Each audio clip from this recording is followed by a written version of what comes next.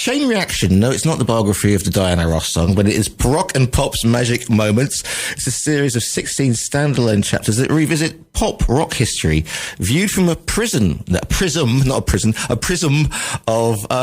highlighting previously overlooked or obscured timeline moments. The fresh take on the Beatles, the Stones, the Kinks, Dylan Bowie, they're all there. Delighted to say that joining me live from somewhere very rock and roll indeed is author of Chain Reaction, Jon Kremer. Jon, good afternoon to you. Good afternoon, Giles. Nice to be with you on TRE. Yeah, good to have you with us indeed. I played a bit of Al Stewart, Year of the Cat. Have you got connection with that? I was told that there's a connection. Well, yes, we have a connection, which is we've probably been each other's closest friends for 6 decades now. Long ago, almost to the beginning of the start of the 60s, which many people probably would say was when the clock struck midnight, 1959, but really I think starts in October 1962, because on the very same day, EMI Records through Parlophone released Love Me Do by the Beatles, and in West End in London, the very first James Bond film, Dr. No, is premiered. And in a way, I think the 60s start there. And just before that, just after our school days finished, Al Stewart and I met. We became instant friends. And as he and I like to say, kind of shorthand for it, is we started a conversation that day back in the autumn of 1962, which is still going on to this day. Absolutely, absolutely brilliant, absolutely marvelous. So, what has inspired you then to take on the role of this Chain Reaction and looking at how is it the connections, the unknown connections that permeate through the business or through a particular strand of the business? Enlighten me, please. Yes, no, absolutely. As you said, 16 standalone chapters. They cover things to do with the Beatles, the Rolling Stones, Al Stewart. It's possibly a bit UK-centric, but mainly, these are stories, and they are stories, which are looking at a kind of biographies in a sense, but from a particular specific angle that I think has either been overlooked because it's a very slight, slender line of linkage, or possibly just obscure, but in varying different ways, they're moments, I call magic moments, which have allowed, well, pop history as we know it to actually either be energized or allowed in the first place. And sometimes they may seem obvious things, and at other times not. You can take something very, very well known, like, shall we say, the start of the career of Elvis Presley is discovered by Sam Phillips in Memphis in his small studio, Sun Records, and eventually he's the king of rock and roll. But if Elvis Presley didn't know of Sam Phillips' Sound Records, he would never have been there. And the only reason he knew is that a year or so before, he popped in there and spent a small amount of dollars to make a recording as a birthday present for his mother. So in a sense, you can say, well, where does it all start? With Sun Records? Or maybe it actually starts with Elvis Presley's mother's birthday. And I've sort of looked at various obscure things and I've built little stories around them that I hope people will find new and entertaining. Hopefully a fresh start. When you look at the birth of rock and roll is Elvis Presley's mum's birthday present. That was a hell of a way to start, isn't it? You know. There is, without talking too much of the book in one sense, because many of the chapters hopefully reveal themselves as they go along. And if they've got anything like a punchline, it might come right at the end or in the last few paragraphs. So without talking detail of that, though some chapters aren't, they tell you the story straight away. It's just a deep dive into why.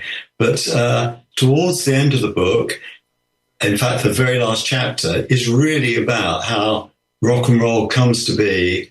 And it comes from many, many different beginnings. And one of them, and indeed, is the one you just mentioned.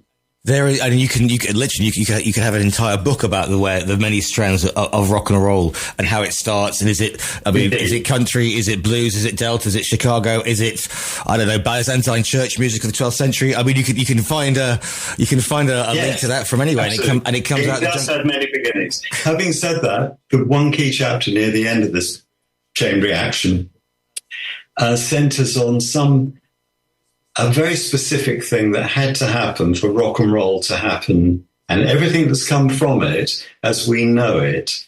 And without really giving the game away, this chapter is all about Bill Haley and his Comets and Rock Around the Clock, because rock and roll does exist before Rock Around the Clock.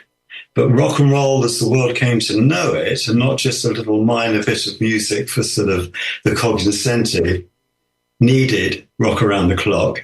It needed the film that followed from it. It needed from other films that followed from it. In fact, we probably wouldn't even have the Beatles and all of Western culture as we know it if it wasn't for one of the follow-up films from Rock Around the Clock. And strangely enough, today is the 70th anniversary of Rock Around the Clock going to the UK #1. Well, that is a brilliant piece of information. What a wonderful segue into that. It's synchronicity. I mean, we talk about sort of chain reactions and things, but we've got rock and roll starting in the States, and then there's one. Let's talk about the journey, because if we hadn't had American air bases everywhere and American servicemen, we wouldn't have these wonderful rare records coming in via the port cities of Liverpool and of London, and young British kids discovering that and discovering rock and roll. It's very, very true. But it's kind of a sidestep to that, which is, although there's always this myth, particularly about Liverpool and what they would refer to as Cunard Yanks bringing records, virtually everything that Lennon and McCartney developed into the Beatles came from thoughts that weren't directly from that. Having said that, the American bases played a part in a slightly tangential way, and they would often have entertainment booked from local semi-pro groups in England. And as they grew out of being skiffle, that lasted for not very long, and became UK rock and roll, that is indeed a very almost arcane starting point for it here. A lot of that and the Blue Eyes coffee bar. Yeah, I mean, a very good friend of mine who is he's still around and about. And absolutely, morning, afternoon, Neville. He played drums on the American Army. It was part of their circuit, and loads of people got their spurs on the American Army bases. Yeah, no, that another beginning. How easy is it to link the UK scene of the 60s together? Because obviously you were kind of there or thereabouts, and I want to talk about it. Yes, a long-standing connection with the music business in England via my friend Al Stewart, because at first we're friends in the south coast of England town, Bournemouth. He's playing in beat groups. Eventually, having heard someone from New York called Bob Dylan, he starts writing different sort of songs. Instead of being in a beat group and wanting to do a rewrite of, I don't know, I'm a Hog for You Baby, suddenly he wants to write Don't Think Twice, It's All Right. Parks his electric guitar, moves to London with an Epiphone acoustic guitar. He starts to be part of what becomes a very big kind of Britain's equivalent to Greenwich Village in Soho, the London folk blues scene of the mid-late 60s, and then makes records, eventually makes a huge hit with Year of the Cat, double platinum album that follows it, Time Passages. We've stayed close friends all this time, best man at my wedding, and also my first book, Bournemouth a Go-Go, a 60s memoir. Al Stewart wrote the foreword for it. So via him, and via the fact I've owned a vintage vinyl record shop for many, many decades, I did know quite a bit about what was happening. How, this is interesting, wasn't it? I mean, what was it like running here's the first question. What's it like having a good friend who suddenly becomes a world superstar? I mean, you must have... Okay, two questions there. The second one is, it was an overnight success that took at least 10 years. And when we started as friends together, I was trying to play guitar. I wasn't very good. I very quickly found out there were better ways to basically attract girls, which was the reason for playing the guitar in those days. I was in a town that had Al, who could play very well. I knew Andy Summers. He later becomes the Police. Huge. He could play brilliantly. Knew Robert Fripp, King Crimson. They all started in Bournemouth, and they were all very good reasons for me to put my guitar in its case and forget that. But as the stories went on with Al, he'd write songs, he'd play them to me, no one would listen. And years later, he gets a record contract, puts out 4 LPs, they don't sell. Eventually, he has huge hits in America. So what it's like is a very, very, very long journey in which we went from, in fact, I mentioned in my first book, 15 years after he starts to play me songs and no one's listening, and he all turned to me and asked, what do you think of it? We're standing in Studio 2 in Abbey Road, his recording Year of the Cat. Alan Parsons gives his opinion first as producer, and then Al will turn to me and ask, well, what did you think of it? So plus ça change, you know. So what this book is obviously looking at the chain reactions. What period does it finish at? I mean, because obviously you could go, everything influences everything, and everything's got an effect on everything else. I mean, that sounds like everything everywhere all at once, but it really is, isn't it? So it is. What period did you decide to pick? Well, it's mainly picked by the artists themselves and where the stories come from. As I said, it's mainly UK centric. It's mainly the 60s. Some dips into the 50s, some into the 70s, but I would say principally the 60s. It's a little bit like to think of the idea of chaos theory, that somewhere in China, a butterfly famously is meant to flap its wings, and eventually there's a tornado in Texas. Well, this book is about some teeny-weeny things that happen. One of the chapters is about Simon & Garfunkel. I have an indirect connection there because when things start to break for Paul Simon and Sounds of Silence becomes a hit eventually, he's actually sharing an apartment in London with my friend Al Stewart. So I was, in fact, one of the first people to ever hear Homeward Bound, but this is all a side story from the first book. But Simon & Garfunkel would never become the biggest, most successful duo in the world without, I believe, the failure of a 1950s duo in England. And one chapter is all about how that comes to be. Absolutely fascinating. And I suppose because that sort of scene will never happen again, because now it's a business. And yet at that time, that rich vein, but on both sides of the Atlantic, and also obviously in France as well, in Germany with the scene there. But everybody kind of, if you look at the genealogy of certain bands, they all start by the mid to late 60s and into the early 70s. They're all playing for each other. I mean, I'm a heavy rock guy, and I mean everybody's playing for everybody else. So sure. it is that effect. But now the business is so regulated that sort of will it never happen again. I don't think so. I think this particular era has a beginning, it has an end, like a golden era in Hollywood. I would like to think of it in terms of pre-rock and roll, which say starts in the mid-50s. And before that, the record industry doesn't exist. It's part of show business. It's part of the world of Doris Day making records, Que Sera, Sera.